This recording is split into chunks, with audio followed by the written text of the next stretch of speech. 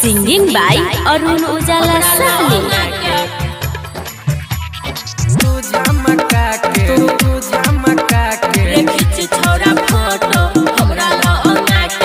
DJ ओम शंकर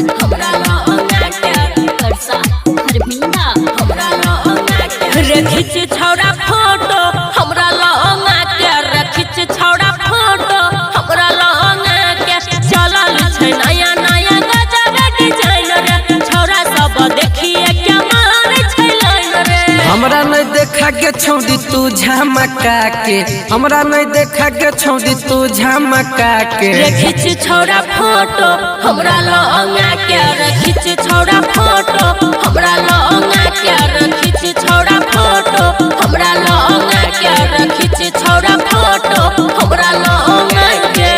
ठीक से खींचना पहला घर पर आई छै। हमरा लंगा के रियांस रिकॉर्डिंग स्टूडियो जनकपुर धाम नेपाल।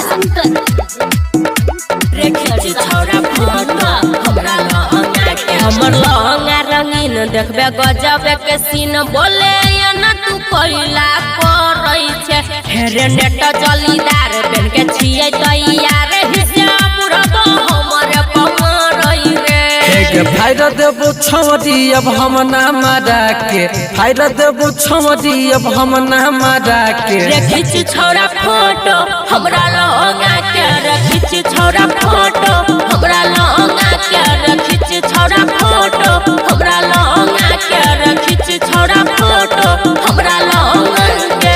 आप तो की देखे छी रे। खिच छौड़ा फोटो हमरा लंगा के रियांस रिकॉर्डिंग स्टूडियो जनकपुर धाम नेपाल। रे खिच छौड़ा फोटो हमरा लंगा के लाखों में एक आँख चियार का देख लहक लहक हवा में उड़ई रे कहे अरुण उजाला बनबो तोहर घर वाला रोजे हमरा से उलरई रे। राइटर धनिक नजर देखे छौ गारा के, राइटर धनिक नजर देखे छौ गारा के। रे खिच छौड़ा फोटो हमरा लंगा के रे खिच छौड़ा फोटो हमरा लंगा के रे खिच छौड़ा फोटो हमरा लंगा के रे खिच छौड़ा फोटो हमरा लंगा के। हमरा नहीं देखा के छौड़ी तू झमका के, हमरा नहीं देखा के छौड़ी तू झमका के। रे खिच छौड़ा फोटो हमरा लंगा के रे खिच छौड़ा फोटो हमरा लंगा के रे खिच छौड़ा फोटो हमरा लंगा के रे खिच छौड़ा फोटो हमरा लंगा के। रे खिंचबे त खींच ले त जाय छु घर।